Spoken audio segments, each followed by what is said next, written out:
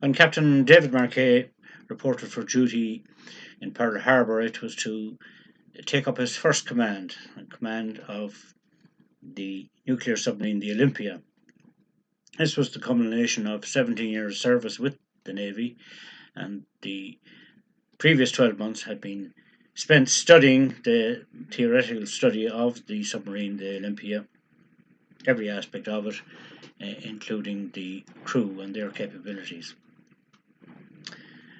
But things were not to work out as planned, and due to circumstances beyond everybody's control, including that of the Navy, David was deployed to command a different vessel entirely, the Santa Fe. It was the next generation nuclear submarine, and while outside appearances may have been similar, the layout and the instrumentation was completely different to what he had trained him and learned. Apart from that, the crew of the Santa Fe were notorious in that they came last in Navy terms in any evaluation that was done of crews across the spectrum. Undeterred, David Marquet took control of this vessel in any case, and they proceeded to go to sea. It was during an exercise that he realized how this vessel himself might not have been the right fit, because the exercise involved closing down the nuclear reactor and operating on battery power alone, which was barely able to move the vessel along while the crew got the nuclear reactors up and running again and the turbines going. A useful exercise because it involved everyone on board. David decided to make things a little bit more interesting, and he decided to go from 1/3 ahead to 2/3 ahead. And the crew would know that the batteries would drain that little bit faster, and they would have to up their game in order to get the nuclear capability of the vessel up and running. So he ordered his officer, his navigator, 2/3 ahead. The navigator, without missing a beat, repeated that order down to the engine room, 2/3 ahead. David was a judge of the human condition, I suppose. He had been around the block, and he noticed from the body language of the helmsman that something was amiss, so he asked him, was he okay? And the helmsman said, yes, Captain, I'm fine, but I must tell you, Captain, there is no such setting as 2/3 ahead on this vessel. It's either a third ahead or full ahead, but there's no 2/3 ahead.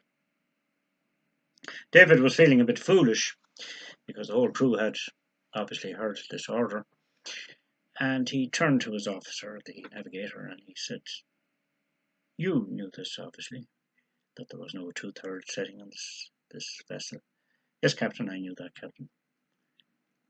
So why did you relay that instruction to the engine room to go 2/3 ahead when you knew, in fact, that such a setting just didn't exist? Well, Captain, because you ordered me to, Captain, sir.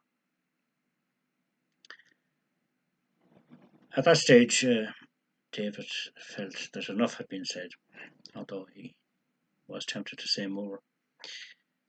And he thought long and hard and called a meeting of his officers.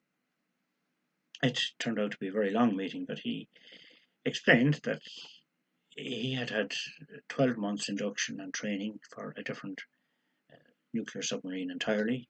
He knew very little about the workings of this particular vessel. He had the luxury of 12 months to acquaint himself with it, and with the crew blindly following his orders, he felt that it was not conducive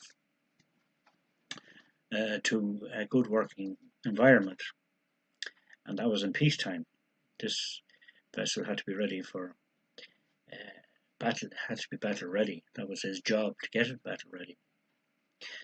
So collectively they agreed to certain changes. They agreed that perhaps each division would take more responsibility for what they did.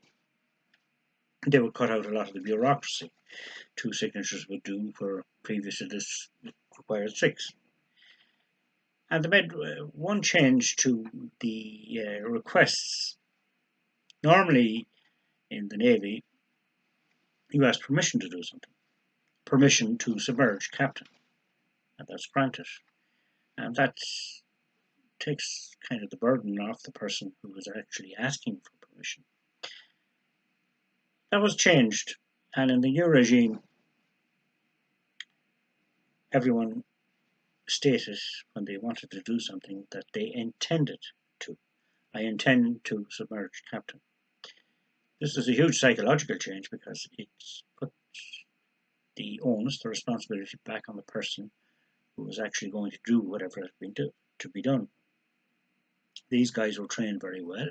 They knew their own spheres of expertise. There was no reason why they couldn't do what they intended to do. And it was only a matter of informing people in most cases, 9 out of 10 cases. So I intend to became the mantra. It was a game changer. It shifted the whole emphasis to the people actually doing the job. It made a team out of the 135 crew and took